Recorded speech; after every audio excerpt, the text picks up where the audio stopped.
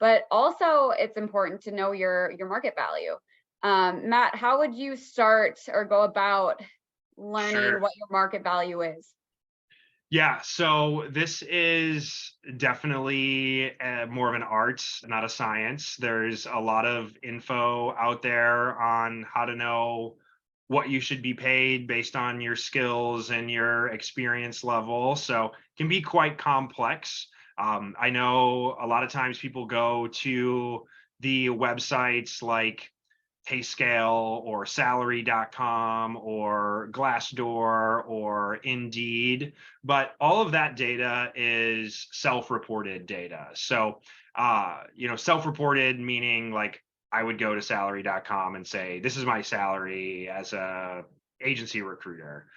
So sometimes that can be misleading because, I might put in my base salary, but Kierra might put in her base salary plus her commission. Some people might add their base and their bonus and their total comp with like benefits and 401k contributions. So all of that's a little bit convoluted.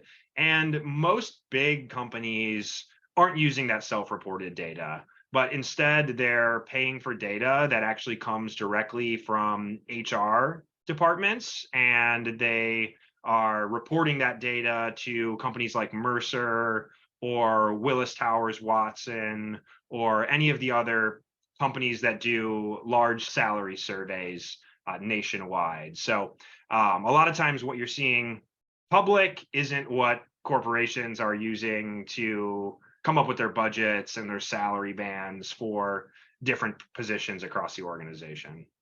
Yeah, I think that's a really good point because when you do go on Glassdoor or any of those other websites and you're looking up salaries, they do have such a big range. And Yeah. oftentimes people will use those when they're targeting and they'll be way off because those ranges are based on so many factors. Yeah.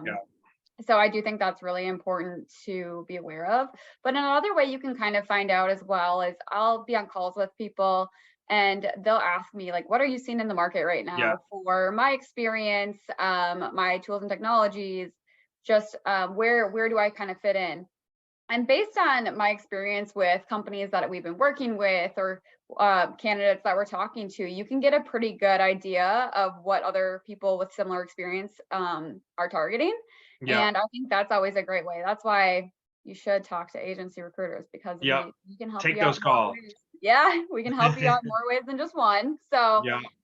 definitely ask your recruiter what they're seeing in the market because that can help you get an idea if you're within that target or what their competitors are seeing and what other candidates are targeting. So Yeah. um, You can even ask, if you think 2 years down the road, you want to get into from an individual contributor to a manager position, you can ask agency recruiters what they're seeing those roles pay for. And then you kind of know what you might be making in the future once you build more skills and become qualified for those roles that would be the next step in your career. I also think another great place to get like quality data that's not self-reported is from the Department of Labor or ONET. You can type in different jobs that are in many different industries, and you can see what those pay, and that's information that's coming directly from the government.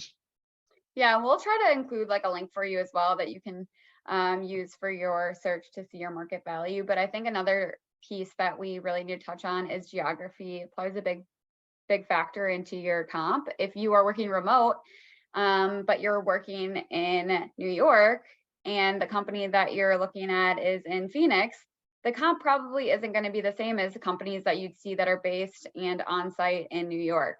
So I do think you need to pay attention to what area you're living in compared to what types of jobs you're applying to, because that will differ drastically. And just because you're in New York doesn't mean that you'll get paid more with a company, Yeah. because they have a budgeted rate that they're sourcing from all over the US and other parts of the world. So it just really depends on what they're looking for and what they have in their budget. Yeah, just because a role is 100% remote doesn't necessarily mean a company is going to pay a premium for a location like San Francisco or New York that has a very high cost of living. So I've seen it both ways where they do have geo-based salary ranges, and then I've seen it where it's kind of just the same across the board. Again, compensation is an art, not a science. So a lot of different factors come into play here where you're trying to find out your market value. Yeah, absolutely.